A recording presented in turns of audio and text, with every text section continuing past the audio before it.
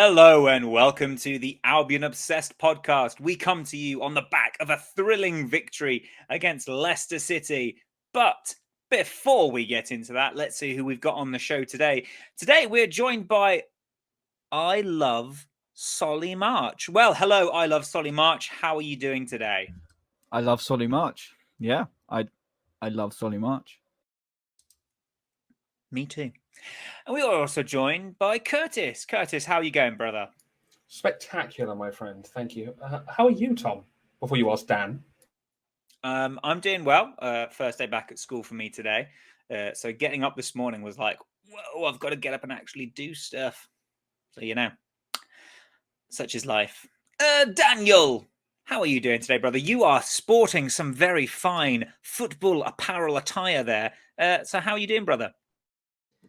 I was just going to say, you can clearly see that I've been to the club shop today.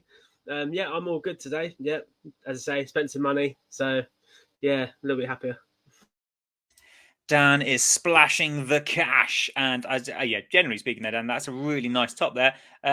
Good skills, good skills. So let's dive straight into it, shall we then, guys? Because we've got a lot to talk about in our podcast today. Some controversial things to chat about, of course. Well, after the weekend we've had with the officials and VAR, it was always bound to happen. But before we get anywhere near that, let's talk about the starting 11. Because the starting 11 against Fulham threw us a bit of a curveball because we didn't play with a recognised striker, and it was a bit of a fiasco. So, Joe, seeing Welbeck back in the squad and starting, how relieved were you when you saw his name on the team sheet? Extremely. We saw the struggles against Fulham. We've spoken about it at length. Obviously, we've since had the closure of the transfer window. A lot of feelings were known and put on the table. Obviously, as I said in that episode, it's time to move on from that and see what the squad can do. Delighted he came through the game injury free, because I'm just going to be so bloody worried now every time Danny Welbeck's on the ball. Don't get injured. But he's so class, and yeah, he again another fantastic performance from him. But we'll dive into that in more detail in a little while. Yeah, we certainly will do. It was definitely very refreshing to see his name back on the team sheet. Kurtis, one man who did keep his place was Enoch Mwepu. And I put on the group chat and on Twitter before the game that it raised a few eyebrows after his disappointing performance against Fulham. We will, of course, talk about his performance in the game, which I thought was very good. I'm going to just say that now.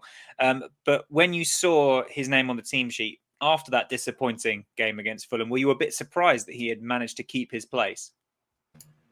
Yeah, to be honest, because he, along with most of the team, were pretty poor. So obviously Potter has puts a lot of trust in him, and he felt like he could come back out and perform to the best of his abilities. And, he did that. He had a fantastic game. So, yeah, I was surprised, but I'm glad he was there. So. Yeah, me too, especially as we'll get on to in just a bit, his contribution to the team. Dan, just your thoughts on the starting 11. Were you confident when you saw that the team that Graham Potter had put out against the Leicester who had been struggling? I was just happy that he has gone for the formation that's worked, because as you can clearly see against Fulham, it didn't work. So yeah, I was happy to see Welbeck back in the team. As say, with the formation, I was kind of worried about Mwepu because he, as Curtis said, basically all the rest of the team wasn't really that great. So Mwepu didn't really look the same person we had.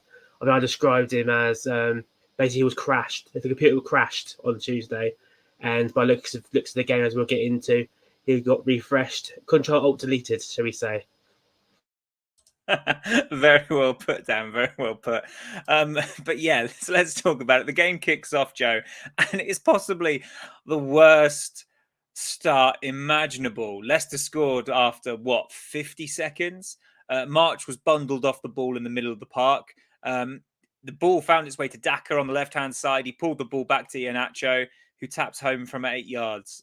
Under a minute, Joe. We saw some pretty questionable defending against Fulham. After conceding so early on, did you think there and then that we were going to be in for another long afternoon? Yeah, it's one of those things where you're like, oh, let's not start like that, because it puts all the pressure back onto us to come out at home as well. We're renowned for not doing very well against the teams that are struggling. So I was thinking it's just going to be one of those days where things don't go our way, we capitulate, and it just doesn't happen for us. Especially when Solly, who's normally so reliable, gets sort of shifted off the ball quite easily. At the time, I wasn't 100% sure, because obviously happening at 1,000,000 miles per hour in the stadium, I thought it could have been a foul, but you guys quickly pointed out it wasn't. But yeah, just a really cheap goal to concede, and I'm glad it woke us up. Let's just say that. Very diplomatic, Joe. Very diplomatic. Curtis, as I've alluded to already, the performance defensively against Fulham wasn't brilliant. We've gone from being a difficult team to score against to suddenly conceding 4 goals now in 2 games. After that, conceding within such an, just within minutes of, within a minute of kickoff, sorry. Did you sort of think, a similar question to Joe, did you think we were going to be in for a long afternoon? Did you see us being able to pull it back? I pretty much said something in the vein of, we're doing a Brighton. We're gonna, we're coming up against a team that we are surefire to beat, and I was like, oh Lord, this is going to be a long, long game. But the rest of the game panned out pretty good. It certainly did, Curtis. And then one final question for you, Dan, about that goal. You often hear pundits and people who are in the know about football talking about scoring too early. Do you think that's what happened to Leicester? I think probably their confidence probably got quite high. Obviously they've been quite poor lately, which is unlike Leicester. Because obviously, being former Premier League champions, you expect sort of maybe a bit more of a better performances from them. When they score first, I thought this is going to be basically, as Curtis said, doing a Brighton, should we say? But yeah, scoring early, it's basically you've got to be ahead for 89 minutes, and it's very difficult to do that. And as it's shown, it was too difficult for them. Yeah, it certainly did pan out that way. I mean, I was trying to get my my live stream working, and then Aaron, within about a minute, just text the group chat saying, I think it was lol or I'm out, and I was like, oh god, not already. But no, it was I at that moment, I'm not going to lie, I did have my head in my hands, because I said in our little pre-match video that it was just such a Brighton thing to do, come up against the team who hasn't won in X games, hasn't scored in X games, struggling. It was just a very Brighton thing to do, to concede so early to that team. And obviously the game worked out in the end, but I must admit, within the first minute, I was head in hand, sort of, oh God, we're in for a long afternoon here. But Joe, it did not take very long for Brighton to get back into the game. I think it was, 9 minutes? Trossard curled a lovely ball to the back post, and March, that boy Solly March, he heads it goalwards from 3 yards out, but the last touch comes off of the Leicester defender Thomas. Were you absolutely gutted that goal wasn't credited to our Solly? Absolutely. I saw how delighted he was, wheeling away to celebrate, celebrating in the same area of the ground that he celebrated that famous goal against Wigan as well. Just what a moment for him. He's come under a lot of critics for not finding the back of the net. And I just really feel like if that one was credited to him, we wouldn't see that utter nonsense that we're seeing on Twitter at the moment. Just saying he's an awful player because he can't score. Let's be real. You judge a striker because they can't score. We judge Maupay because he could only score us 9 or 8 goals, which again I found ridiculous, the stick towards him. Now Maupay's gone, we've got to find somebody else to hate, somebody else to be the scapegoat of bad performances or bad ways. And unfortunately, that's what has fallen to Solly March. Maybe it's always been there and it's highlighted because there's not other players to take that brunt. But Solly March gives so much more to this team than goal scoring and assisting. And I know that sounds mental because it's goals and assists that win you games. But he is part of and I've said this before, well-oiled machine that Graham Potter's put together. Graham Potter is one of the, if not the best coach in the country right now. And he trusts Solly March. Chris Hughton has trusted Solly March. Sami Hupia has trusted Solly March. Oscar Garcia has trusted Solly March. Gus Poyet has watched Solly March come through the academy ranks. That's 5 managers, albeit not of all the same stature, but that's 5 managers in football, well known in football, that rate Solly March. Yet our fans, who probably couldn't manage a piss up in a brewery, sit there and go, "Oh no, Solly March, he can't score, so I want him out the team." He gives 110% every single game, and that's all I ask from a footballer that puts on our shirt, to give us everything they've got, and he does that. And let's talk about the assists for the assists. Let's talk about the work rate. It's just second to none. And for me, he's one of the first names on that team sheet at the moment. What a start to the season he's had, and long may it continue. I love Solly March. You should too. Very well said, Joe. Solly March is a criminally underrated player for this team. You know, he hasn't stuck around for 10 years. As you say, Joe, he's played under some very good managers, all of whom have rated him. You know, he has been moved around the pitch. He's played in all sorts of different positions. And to my knowledge, he's never complained. He's always put in a shift for this team. And it wasn't that long ago that we were talking about him having an outside chance at making the England squad when he was first playing in that left wing back role, which he did so well. There is certainly an argument to be had that, you know, scoring more goals. But as I've previously said, if he did score more goals, he would be snapped up by, you know, I would say a top 6 club, but here we are sitting in 4th. He would be scouted and he would be, you know, tipped for, I don't want to say it, but bigger clubs, you know, than us. He is a fantastic player. He is a fantastic player. And it's like you say, Joe, it's now Mopé's gone. Now Gross is putting in performances. We need a new scapegoat, and it's either normally Adam Lallana or Solly March. Before them, it was Mopé and Gross. Before them, you know, going way back, it was Ashley Barnes. It is just the way of fans. You know, fans need a scapegoat. They need to moan at someone. You know, we showed in our Fulham video that we're not afraid to critique players. We're not afraid to call players out and say that performance wasn't good enough. We've already said at the top of the show about Mwepu not performing particularly well against Fulham. But look what he did. I know we're talking about a different player now, but look what Mwepu then did against Leicester. So stop with the agenda nonsense and just get behind the players. Sure, critique a bad performance, but it's like, tell me you haven't watched the first 6 games without telling me you haven't watched the first 6 games. Nonsense. Kurtis, Solly March, is he one of the first names on your team sheet? Absolutely.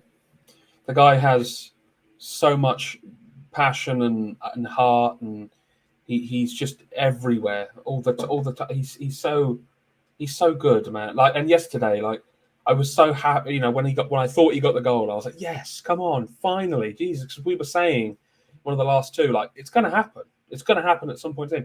And when it was an own goal, I was like, oh no, poor Solly. And then I knew after that people would lump stuff on him because, you know, it's just what people like to do. And it was weird, even after winning 5-2, just the amount of negative stuff I saw on social media was ridiculous. I think we could have won 5-0 and people would have still have something to complain about. Just be happy that you're seeing your team winning at home in such a decisive manner, right? Just be there, and yeah, five of them, count them 5, and enjoy yourself. Why be so negative all the damn time? Damn. Yeah. But yeah, basically that is my 2 cents on it. I think, correct me if I'm wrong, guys, but I think it's the first time we've scored 5 goals in a Premier League game. Yeah, definitely. Yeah. So, you know, I mean, again, the performance wasn't perfect. We'll come on to talk about the defensive errors, as we already have alluded to. But we've just put 5 past, former Premier League winners, past, you know, a Brendan Rodgers side. And let's be honest, I know things aren't going well at the moment, but, you know, he's a good manager, good coach. I do want to preface something, though. I do think it is quite sad to see where Leicester are headed. I do hope that things can be sorted out for them, as they are a good team. They've got good owners and they've got some really good individual players, and I hope it improves for them. And they've got some really nice fans. I follow a lot of Leicester fans, and I've got a really good friend that's a Leicester fan as well. So, and the leader of Mental Health United, he's also a Leicester fan. He was at the game.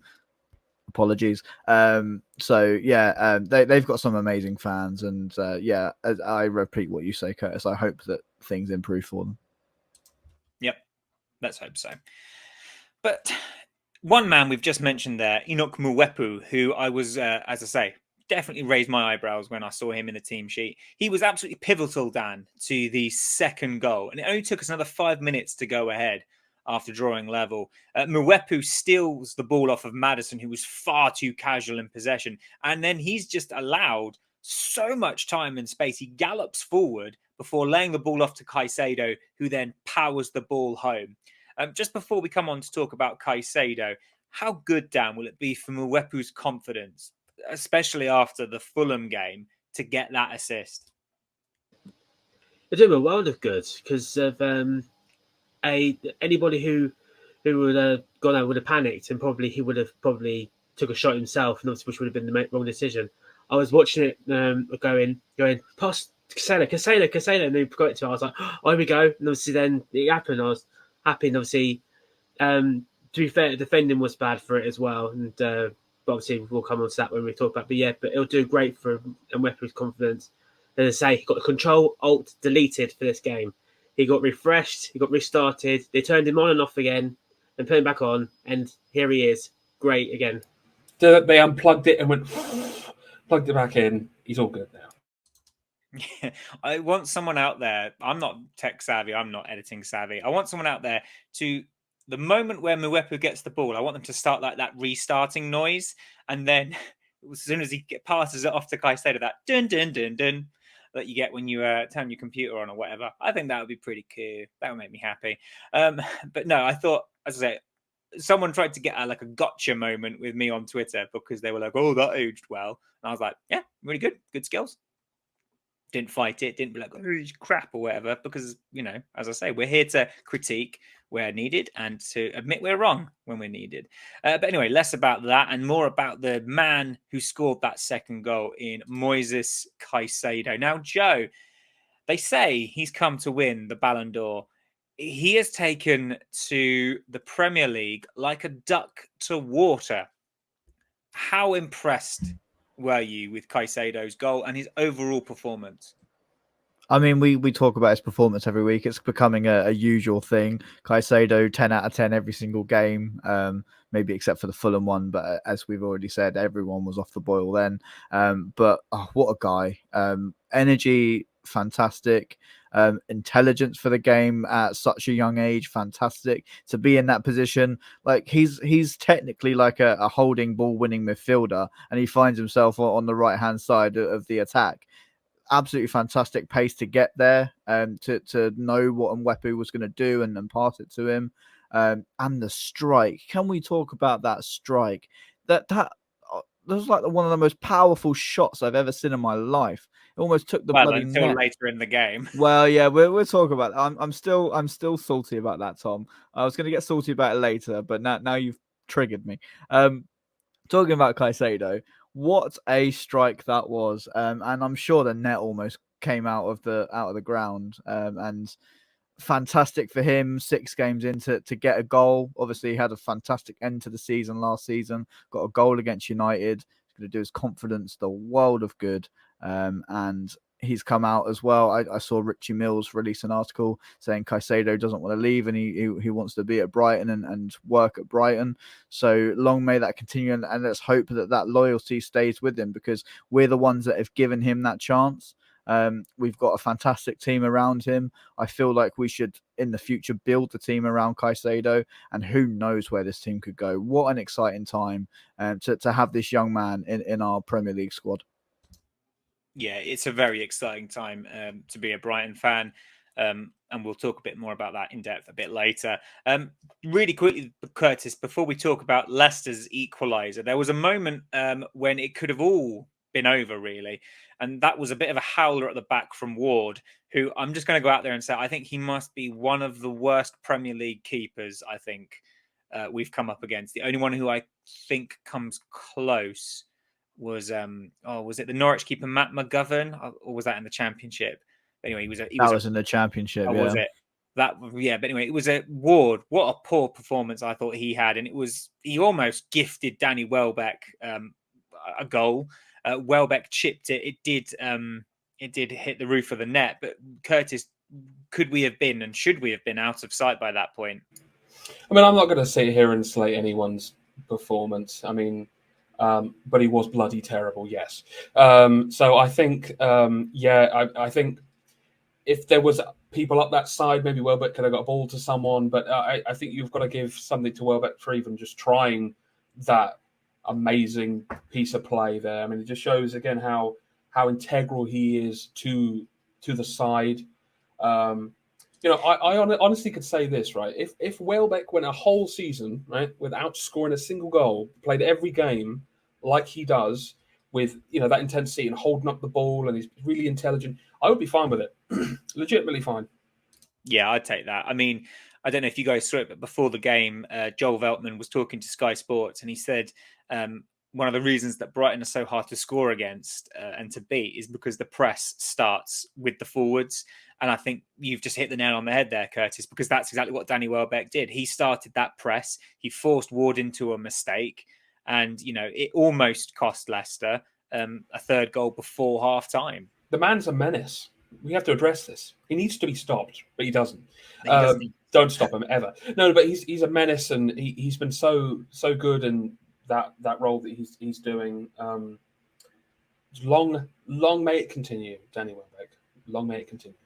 Yeah, if you're in any way superstitious, folks, touch all the wood at your house, cross all your fingers, because we need to keep this man fit. Danny Welbeck must stay fit. He is the key to our one of the many keys, one of the well-oiled cogs, as Joe says, in the machine that keeps Brighton rumbling on. Dan, unfortunately, though, Leicester did equalise before half-time. It was a bit of a calamitous, mix-up, really. Webster, long ball out, lands at the feet of a Leicester player.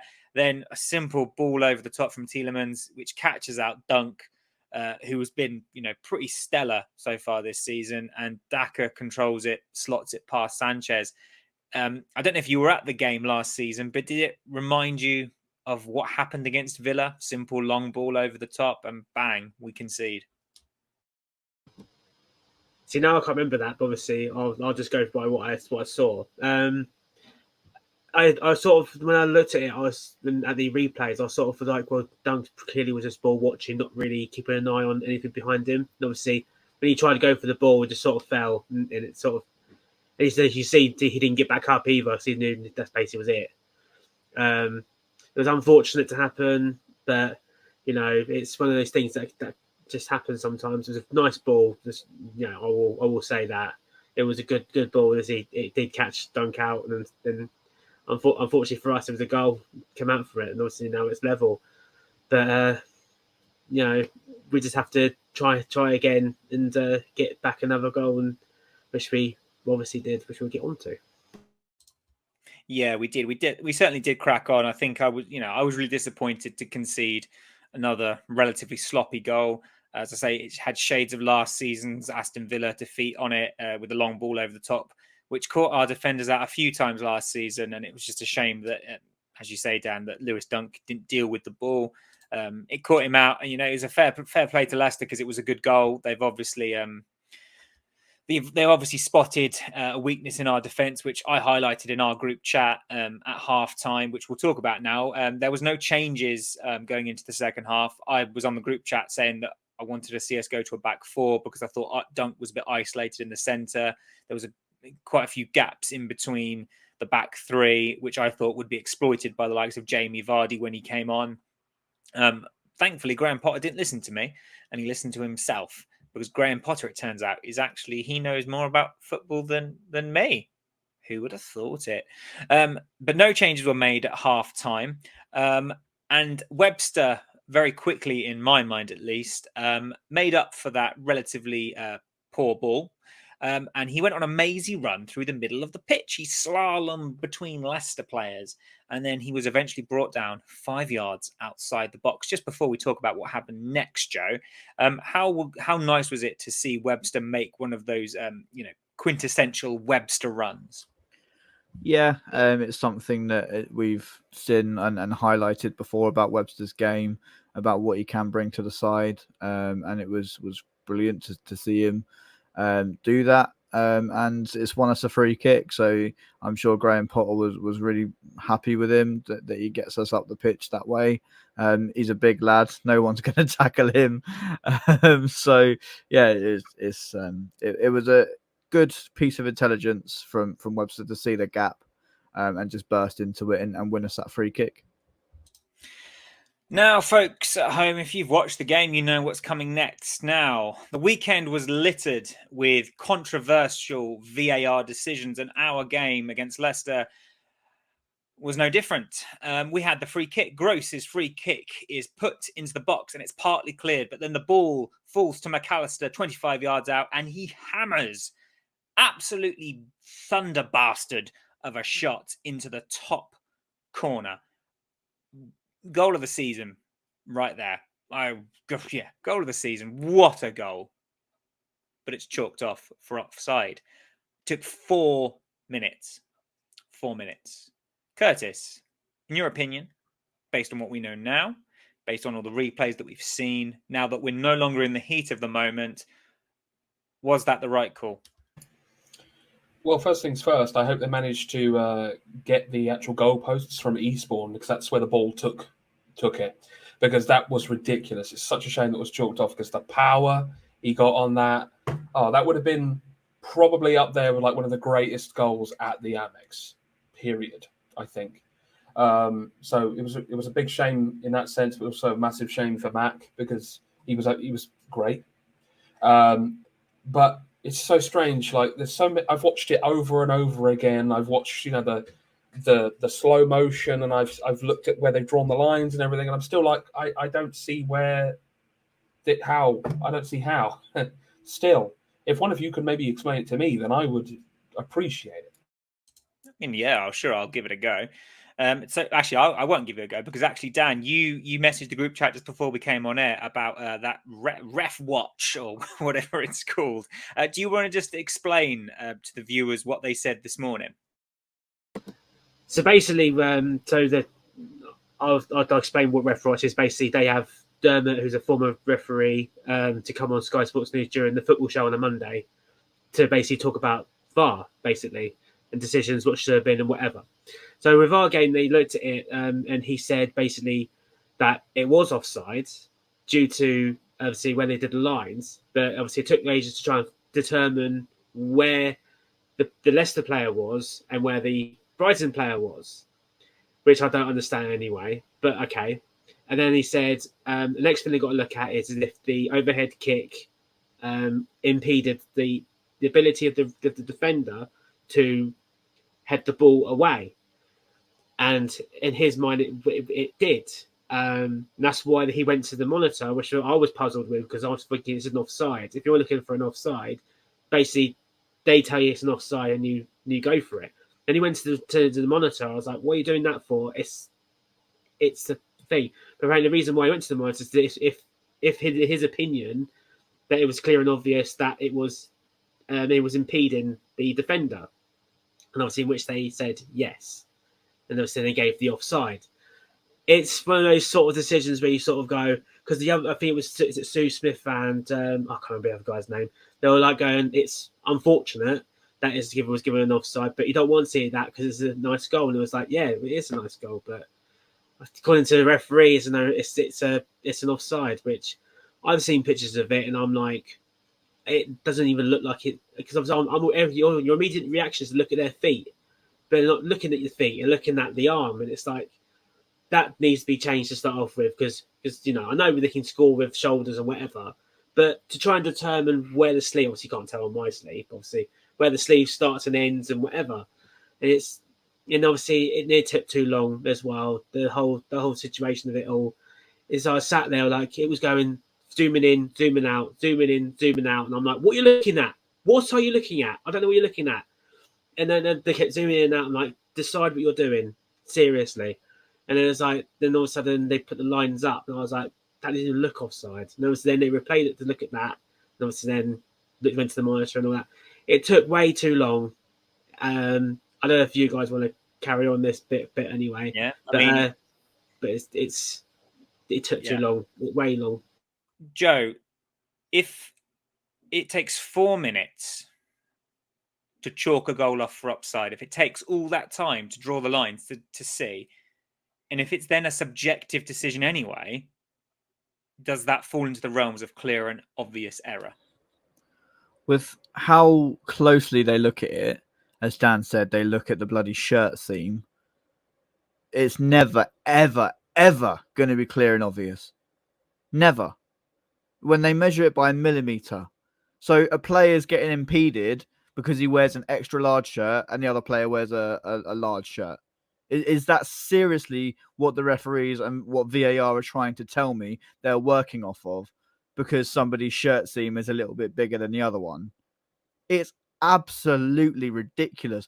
I don't whether it's the right decision or not, because there's so much controversy about it and so many different opinions. Whether it's the right decision or not, the fact that it took 4 minutes to come to that decision is an absolute joke. We're sat in the stadium. I believe I was the only one at the stadium out of us four. We're sat in the stadium. We've got no idea what's going on. Absolutely no idea. Somebody said, that I think they might be looking at an offside. And then, as you say, Dan, why is he going to the monitor to look at an offside? There is no transparency at all. Why are we fans left completely in the dark about what's going on at our football club's game?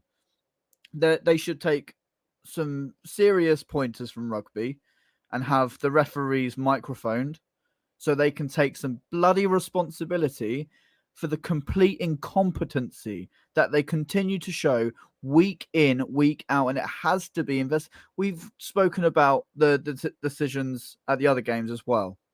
What an absolute joke of a weekend it's been for VAR. As I say, whether it's the right decision or not for us, yes, it's taken away a fantastic goal for Alexis McAllister. Maybe it did impede the Leicester player, but it's taken 4 bloody minutes. It's not good enough.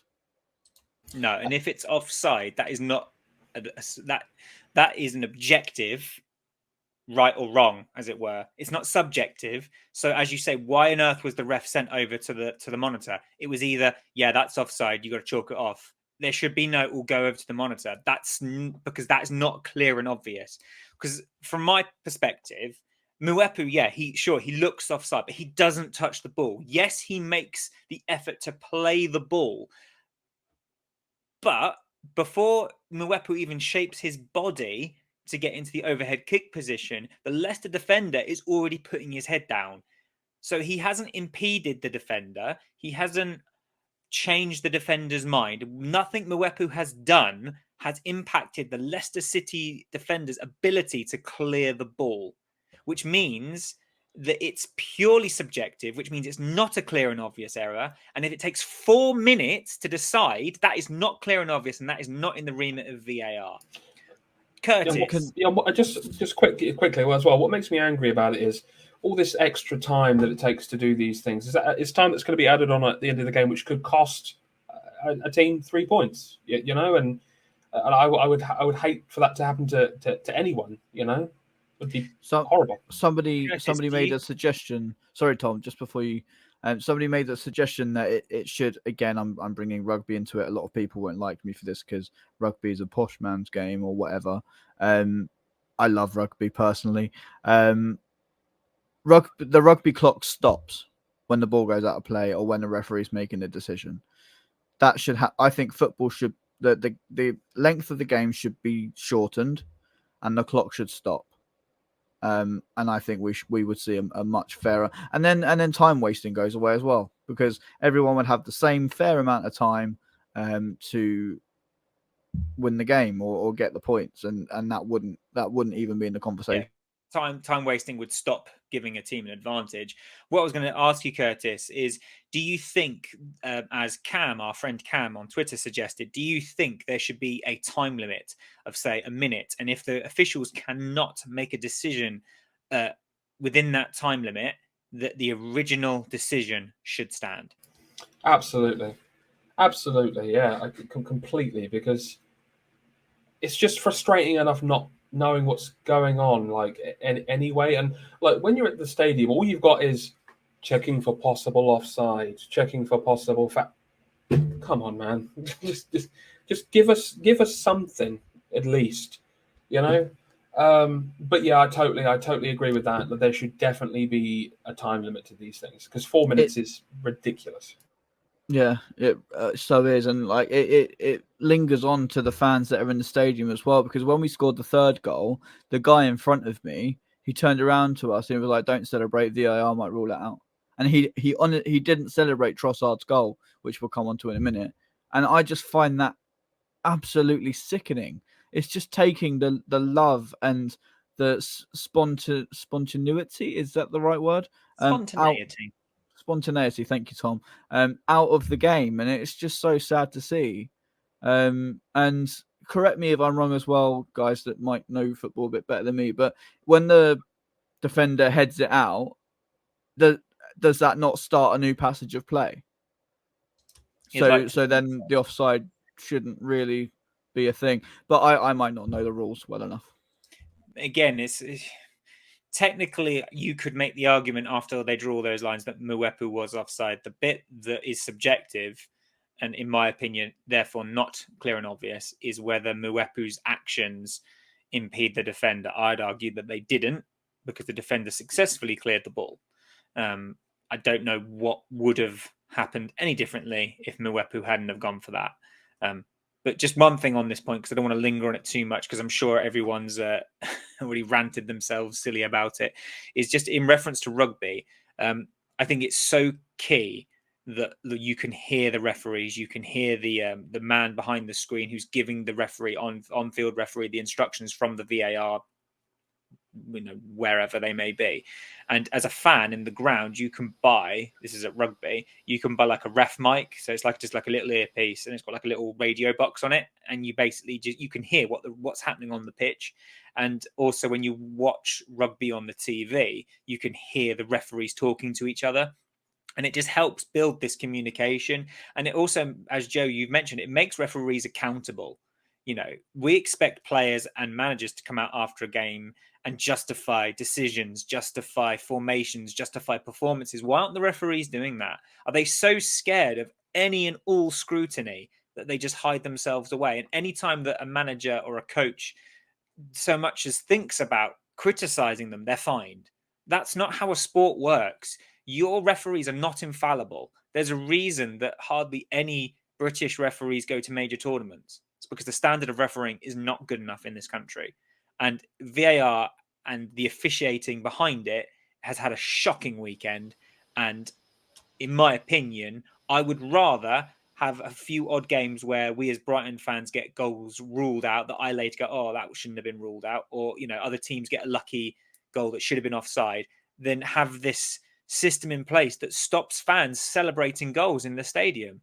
It's ridiculous. It needs to be scrapped, or it needs such a huge overhaul that it doesn't look like it does currently, because in its current guise, it's not fit for purpose. And I'm not going to talk about it anymore yet.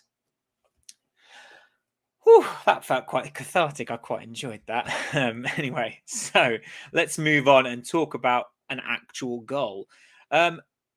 We start to see Karu Mutoma warming up, and it looks like he's about to come on. But just before he can get onto the pitch, Trossard scores moments before. Veltman, Bloody selfish Trossard. I know, right? I wanted to see Mutoma. Veltman wins the ball off Daka 35 yards out from Leicester's goal. Then McAllister pounces on the loose ball. He knocks it to the assist king, Pascal Gross, who pokes it through to Trossard, who puts it past Ward. What a lovely goal it was, and what a lovely build-up play. Dan, what was your opinion on the goal? Fairly decent goal. So it was very, very good play, especially after that whole such a shambles as well. Easy heads could drop, easy heads can just get frustrated, and just your head can just drop. Obviously, not no. Probably Graham probably was on the sidelines, and Duncan probably telling them, "Look, keep your heads. We can do this. Try and do this without VAR." And luckily, we didn't need it for this one, because even though I just sort of, I was when I was watching it, I did sort of thought, "Oh, he better not be offside," because I sort of sitting and looking at it, it looks like a top offside. Please don't be offside, and luckily it wasn't. So I was happy that we got the goal that VAR couldn't get rid of. Luckily. Take that, VAR, you bastard. Joe, I've often come on this podcast and I've often said that Leonardo Trossard, he drifts in and out of games, that I'd rather play Solly March. Do you think Leo is underrated, or is he simply one of those players that can drift in and out of games and then produce a moment of magic? He's wonderful. I absolutely love him. We're so lucky to have a player like him that turns up in those big moments, doesn't get flustered. You can put him through on goal, 1-on-1 with the keeper. 9 times out of 10, he's going to score whichever way he tries to score. We saw the lovely chip last season against Brentford, which obviously any other player might have sort of got a bit flustered and missed the target, but just what a player to have. And let's tie him down on a new deal, because this is a guy that, again, we can build around him for the future. He can be a real focal point in our attack through whether that be left wing back, because he plays there really well. A lot of fans don't like it, but he could operate with maybe a stronger striker like Danny Welbeck in the central areas, or come off the left-hand side like in a winger's position. And the technique that boy's got, obviously we'll get onto the penalty in a minute, but some of the skill moves, the confidence that guy has at the moment is just unreal. And he's had that confidence ever since coming back from Belgium on international duty, and long may that continue. And exactly that. We just love it. And as I say, let's get him on a new deal, and sign him up, Brighton. Just give him a blank check, tell him to write whatever number he likes, and keep him at this football club. Yeah, it's Leo's sightseeing tour, isn't it? Let's be honest. He's made a really fantastic start to the season, and Kurtis, he was instrumental in the 4th goal, in that he burst into the box. Beautiful bit of skill. He made Ndidi look like a League 2 player there. Ndidi can do nothing apart from bring him down. I mean, let's just talk about that skill, Kurtis, before we talk about the penalty. I mean, just how good was that? Indeedy, more like terrible. Really, just fantastic from Trossard there. Just sort of a little weave around him like that, and just invite him to. Oh, beautiful. More of that, please. But yeah, again, I always say this in the group chat and whatnot. He has these times where he doesn't show up and he's a bit of a ghost. But as of late, I think he's been really, really good, really consistent. So again, long may that continue, because when he's on, he's, I think, one of the best. Like, one of the best. And then who should step up to take that penalty than Alexis McAllister? Dan, it was Alexis's time to put the wrongs of VAR behind him and do a goal, as it were. Just before we talk about, a bit the penalty, I guess, I mean, how much, I don't know, courage is perhaps the wrong word, but you've got to have pretty stern, you've got to be made of pretty stern stuff after having the disappointment of scoring probably one of the best goals you'd probably ever score in your career, chalked off. I mean, you've got to be pretty ballsy to then step up to the penalty spot and put that in, don't you think? I'll just refer to the Wolves away game last season when he missed the first penalty, and then he stepped up again to take the second one and then score it perfectly. He obviously has the confidence in himself to carry on trying, which is great to see, because a lot of people always say heads can drop, especially when you just scored probably one of the best goals probably in the whole season. or even as when you said, it's the time of the Amex, you know, for then to say, right, I'm going to take the penalty and take the penalty, then obviously score it very, very, very well as well. It does take a lot of courage. You know, I probably many other people with their heads would have dropped after that, seeing that their best goal probably they're ever going to score in their life. I think he even said in an interview, he won't score a goal like that ever again, which I'm sure he will. If he can do it, then I'm sure there'll be a chance he'll go, actually, you know what, I'm going to try this again. But yeah, the penalty, brilliant. Yeah, I mean, he's got a lot of courage, as you rightfully point out, Dan, because he did exactly the same last season against Wolves. Joe, he sends Ward the wrong way. Were you confident then that the game was put to bed? Confident. A Brighton fan, confident that we're 2 goals up and we might win a game in a healthy, happy way. I mean, I'm getting more confident in this Brighton team, that when we go a couple of goals ahead, that we're going to see the game up, because our game management is wonderful. I think Graham's got them really, really well drilled. What a penalty from McAllister again. The confidence of the guy is top notch. The mentality, fantastic. And he's another one that we need to sign and get tied down on a new deal. Because I think this guy could go right to the very top of football, and be a real focal point for any team in the country or even in Europe. So he's a guy that we've really got to keep hold of, and realise his potential. First few games of the season in the new holding midfield role, he's just found himself a new lease of life. And I know it's not the same position, but Lionel who?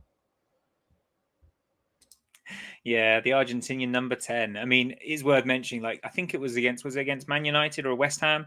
I think it was West Ham. Bissouma came off at half time and McAllister slotted into the deep role, and he just looked phenomenal. And he's looked. And can I just say, he's got a bloody wonderful smile, Alexis McAllister. I love his smile. It's so infectious, and it makes me all happy inside. So, he's Alexis, just really I love neat. him. He's just so neat. He is neat, isn't he? Yeah, he's a fantastic player. Potter has got him playing so well in that deeper role. And the partnership that he has with Caicedo is really excellent. And if those two can stay fit, our midfield is going to look really strong. I'm not going to dwell on this too much. So I just want to talk a little bit about another incident involving VAR, or no VAR, as the case may be, is that I thought that we should have had another penalty. Maddison lunged in on Mwepu, and it wasn't even reviewed, to my knowledge. I don't think it was even reviewed. And it's just, the reason I want to bring it up was just the lack of consistency, because we literally saw West Ham have a goal disallowed at the weekend for the faintest of touches on Mendy, but there was no review when Maddison pretty much scythed Mwepu down. And I just think that once again, it's just a lack of consistency. It's not good enough, and it just even further shows just what a shambles of a system VAR is. And I think one of the things that was said was, maybe they didn't look at it because Leicester were already losing 4-2. The referee had already given Brighton a penalty. Since when should that matter in the rules of the game? It doesn't matter. Well, it shouldn't matter, but apparently it was enough to make them think twice about reviewing it. And I just wanted to mention that. I'm not going to get into a debate about it or discussion, but I did think that it was appalling. Kurtis, last thing we're going to chat about, like main event stuff, I suppose, is when Alexis scored a rocket of a free kick. It was, I think, the 7th minute of stoppage time, 25 yards out, top bins. Preach, brother. I mean, like, him saying that he doesn't think he'll ever score a goal like the one that was chalked off, that was pretty bloody close. I've got to say that was wonderful. I mean, it was slightly spoiled for me because the group chat was a tiny little bit ahead of my stream, and I just saw like Mac, and I was like, what? And then I saw it, I was like, should have been a league. Wonderful goal, beautiful goal. I'm so happy for him. You should be on a hat trick. You should have scored. It's ridiculous. Definite man of the match yesterday. Wonderful, just wonderful. I don't have the words. I mean, answers on a postcard. I can't remember the last person who scored a direct free kick was. I mean, Pascal Gross. Pascal I'd Gross. imagine it was Pascal. Could I be remember- Lewis, to be I remember fair. Dunk scoring against Liverpool with that cheeky little Yeah, that was a good one. I like that one. quick one. And then he did exactly the same thing against West Brom and it was chalked off again because of I think poor refereeing. Pascal scored a few direct free kicks He for scored us. one at home, I think, last season, I think. Well, if you know, guys, listeners, drop us a comment below and let us know who scored the last Brighton direct free kick before Alexis did at the weekend. Ryan Harley, was it? Or no? Oh, Ryan Harley. Was it Jake Forster-Caskey, perhaps? I don't know. Just really quickly, Dan, before we come to our player of the match nominees, I just want to talk really quickly about a debut for Billy Gilmore, who joined from Chelsea on the last day of the transfer window. Only brought on for a few minutes, but nice to see him get his debut, wasn't it? Yeah, it's nice to see him get on the pitch. Obviously, it's nice to get a debut when your team's already winning because there's a lot less pressure on you to do something. But yeah, it's good to see him. And I just want to remark on the announcement of the transfer. Can I say that was top notch? Because I was disappointed if they weren't going to do it. And when he did it, I literally was like, yes, that looks brilliant. I was literally like I had to do a Happy Gilmore reference in there. I'm glad I did. And let's say, good to see him do his debut. Hopefully, we see him a bit more, and in the future, which probably won't be until the cup game because I wouldn't put him in right now. But yeah, it's nice to see him get his debut. Most definitely. And another man who made it onto the pitch, Joe, was Dennis Undav. Now, I'm going to hold my hands up and say that, I was not critical of Dennis Undav, but I was questioning the impact he could have on this team, high-flying Brighton team. But what did you make of his brief cameo at the weekend? I think it was a great moment for him to come on and to get some Premier League experience against a Leicester team that were getting beaten 4-2. And yeah, I just thought it was really good showing from him, really physical. I thought he got himself into some really decent positions. And I think we can expect a lot more from him. So yeah, I'm excited to see what more he can do with more football. I've already said before that obviously he needs more game time and people need to give him a chance. So yeah, let's see what he can do. And he's got a great opportunity as well to hopefully start at Arsenal in the Carabao Cup and just test himself against the level of opposition that he's going to be playing against. Most definitely. So let's have at it then, guys. Player of the match, Joe. I'm going to come to you first, mate. Who caught your eye? There's only one man, and he should have had a hat trick, and it should be no question at all. Ryan Harley. Yeah. How did you know? Talking of players from the past, I saw Steve Sidwell and Bobby Zamora, which was bloody amazing. All right, rub it in, Joe. Yeah, I'm Bloody just gonna rub that in, and I've posted the selfies about 5 times because I love it. But no, Alexis McAllister, what a game from him. As we said, he should have had a hat trick, and yeah, bloody beautiful. I love that Argentinian Scotsman because he's sort of half Scottish. I thought you loved Solly March, Joe. What? You can't. I love this whole team. Yeah, I think it's really worth saying once again, there were some fantastic performances out there, but once again, we showed that there are no big egos in this club. There are no big names. This team, I mean, before the game, some of the pundits on Sky Sports were saying, "Oh, Leicester have got a better team. Blah blah blah blah. They should be winning this." I don't think. I mean, I'm very biased, and I don't watch loads and loads of Premier League football. But when I see us come up against other teams, I very rarely see a team that is as well glued together as ours. Most teams will have a big name here, a big name there, and that will be what wins them the game. But for us, we've just got such a team unity, a team spirit. And I mean, Kurtis, who was your man of the match? I mean, it's kind of obvious. It's obviously Mac. Ryan but- Harley. Yay! No, but it's obviously Mac. But again, there were a couple of players who played incredibly well. Yeah, yesterday. I thought Trossard had a really good game as well. But it's got to go to Mac for his passion, the fire he had, and the 3 goals that he scored. But Mac, yes. So, Dan, are you going to make it a hat trick? Are you too going to vote for Ryan Harley as your man of the match? Drum roll, please. Of course, it's going to be a hat trick for the should-be hat trick boy. I even said in the group chat, I said, he's got his hat trick, and I also remembered, oh yeah, that one was chalked off, wasn't it? Oh, never mind. But yeah, McAllister, unplayable. Yeah, that's about it. I was about to say, Tom, sorry, just before you go on, I was about to say when you were saying about teams underestimating us. I know I keep butting in, don't I? How dare I do that on a podcast? No, I was about to say it's about time that people stop underestimating us, but actually, maybe not, because continue to do so. We'll carry on proving you wrong. And who knows, we could even get European football. Let's not get too carried away, Joe. Shut up. But it could happen. Let's break that barrier. Teams have done it before. We can do it. This team, and yesterday showed, this team are unbelievable and unplayable at times. So long may it continue. Guys, have you seen that recent report? It basically says we're massive. I don't know if you've seen it. Have you? Are we bigger than Todd Miller's hair? Hold on. Yes, much bigger. Fantastic.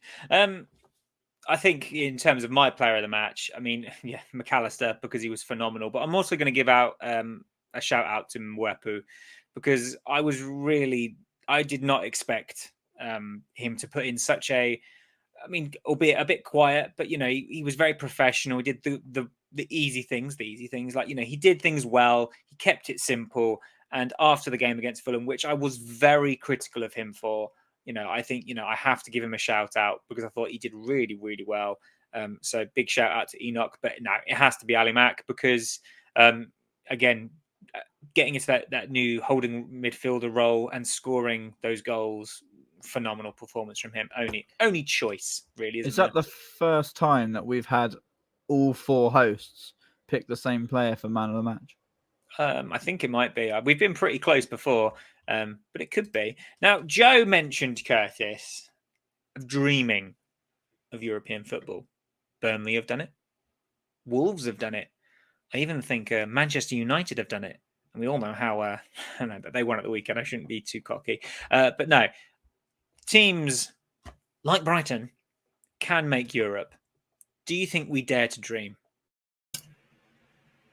I'm going to be a bit divisive here. I think we can do it. Absolutely, we can do it. Do I want us to? No. But that's something we can maybe say for a different pod. But I worry about squad depth, ultimately. But that's just my 2 cents on it. And I've worried about that for a while. But I know, obviously, if you get into those places, more money comes in and then we can get more players in. I understand that.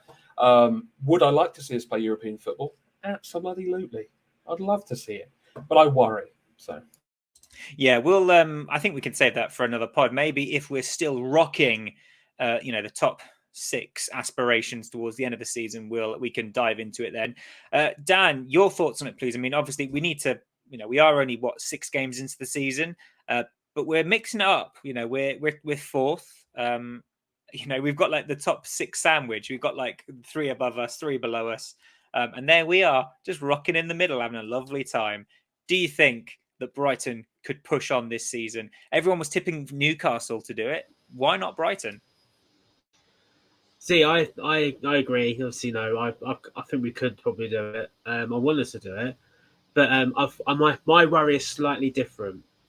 It's the Burnley thing, because whereas when they were doing well in Europe, the league sort of form started to go, and I think I might be wrong, but I think they were very close-ish to relegation that season.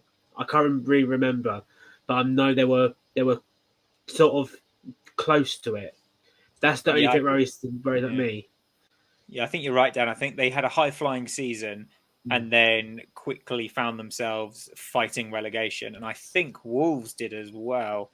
Perhaps not to the same extent as Burnley, but they got European football and then they struggled to sort of replicate that form that had got them so so high in the league. And if you're asking me if I would rather keep knocking on the door of the established top six or play European football and then find ourselves, fighting relegation, I think I'd probably the former, but the dream of European football is, if you'd said that to me when we were playing at the With Dream, I would have thought Was you she were. born there by any chance? I was born. I think if our club got there, I think it's run well enough for us to establish ourselves there. Because if you think about it, every level that we've gone up under Tony Bloom, albeit with a couple of hiccups along the way, Sammy Hibia comes to mind, we've established ourselves at every single level that we've got to. Like, obviously, fighting relegation in the Premier League. And then we had a really bad season during lockdown. Graham Potter was obviously trying to build what he's built today. Last season, we finished 9th. I'm very quietly confident that if we did get there, we would establish ourselves there because our club is so fantastically run. I don't think Tony Bloom would be silly enough to leave us depleted and to struggle in the league if we got to the promised land of European football. We might actually sign a striker. Jokes. No, but whoa, Thomas. Whoa. Okay. We just establish ourselves so well. Once our foot's in the door, you can't get us out the room. And Brighton's this massive thing that the biggest thing in the room that people just choose to ignore. And I like it that way. I can't lie. Carry on pushing us into the corner. Nobody pushes Brighton into the corner. Yeah. We're like when you throw a party at your house, we're like that guest who's like the last to go and they just will not leave. And you're like, oh, I'm getting pretty tired now. And they're like, oh, yeah, but I'll have another drink, thanks. Yeah, they're that guy. But I think, we don't want to get ahead of ourselves. I think just really, really quickly, and I'm not going to go into too much depth, but everything you've just said, Joe, about the longevity, about Tony Bloom trusting, about the process, that, in my opinion, is the reason that Graham Potter will not go to a team like Villa. He will not go to a team like Leicester. He will not, well, maybe not Leicester so much, but definitely won't go to Villa because the fans and the board, they would not give him the time that he needs to build the squad, to build the style of football. It takes time. Tony Bloom is a patient man. I 100% can guarantee that if Graham Potter was at any other club during the time that we were struggling in lockdown and we went so many games losing to Sheffield United, this, that, and the other, and that's not taken away from Sheffield United because they were great that year, he would have gone. Any other owner, he would have been gone. Yeah, exactly. And I think that's what fans of some teams who think, oh, they could get Graham Potter because they're massive, like Sunderland. I think that's what they don't understand, that it takes time. But anyway, we digress. Really quickly then, guys, before we come off air, let's talk about Bournemouth because we go to the Vitality. Is it still the Vitality Stadium now? I lose track. The Bournemouth Stadium. We go there to play Bournemouth, plucky little Bournemouth, who have had a pretty rough start. They've recently just departed with Scott Parker, the manager there, after a 9-0 thrashing to Liverpool. They did manage to get a draw against Forest, I believe, at the weekend. So they're back sort of at it. They didn't. I thought they drew. They won 3-2, yeah. Ah, well, that shows me that I don't know as much as I think I know. So they've got off the back of a win against Forest. Joe, score predictions, please. How do you think the game's going to go? Bournemouth 4, Brighton. No, I'm joking. Yeah, it's going to be another really tough test for us. It's the same. I feel the same way as I did before the Fulham game. This is a newly promoted side. We come off a win in the Premier League. I'm not sure if it was their first win of the season. I believe, did they win against Aston Villa as well? That might have been them. Yeah, Again, they won the first game of the season, I think. So yeah, no, they've got something about them for sure. Obviously, just sat their manager. They'll be wanting to prove themselves to whoever it is that comes in next, and the interim that they have at the time. So it's going to be a really another really tough test. And I really wouldn't be surprised to see us draw the game. But we just got to be really careful. There's going to be so many banana skins along the way, like Bournemouth, like Nottingham Forest, teams that aren't going to be fighting for the top half of the table like we are. I don't want to sound too arrogant, so I tried not to say teams like. But yeah, it's going to be another really tough game. Yeah, there's Bournemouth and no pushovers. I mean, yes, Liverpool put 9 past them, but we're not Liverpool. Kurtis, what do you make of the game, and what is your score prediction, please? Tricky one. This because it could be a repeat of like something like Fulham. Hopefully, it's not. I mean, obviously, Bournemouth are they're struggling a little bit, and they. It wasn't the tidiest of wins against Nottingham, because Nottingham put up a great fight, and Bournemouth in the end came away with all 3 points, so they deserved it. I'm going to predict a 2-1 win to us. I do feel like our defense has been a bit shaky as of late, so I sort of kind of worry about that to an extent. But I think 2-1 to us. Very good. How about you, Dan? What are your thoughts ahead of Bournemouth? See, if they still had Scott Parker, I'd basically would say probably a nice easy win, because I don't rate him as a manager at all in the Premier League.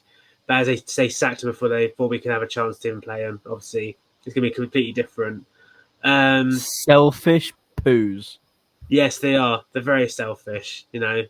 Could at least give them until Christmas, and my prediction would have been right. But that's another thing completely.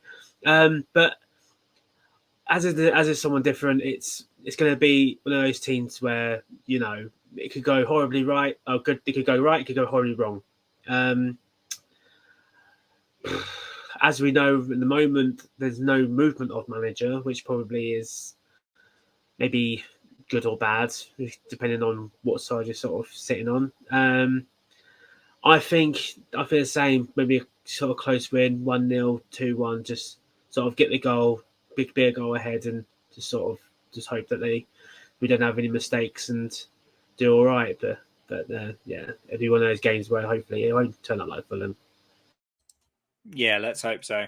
For me, I think as Aaron always says, ask me when the teams are revealed. If we start with a striker, I have great faith that we could get a result. Bournemouth are no pushovers. They'll be up for it, and Bournemouth are our bogey team.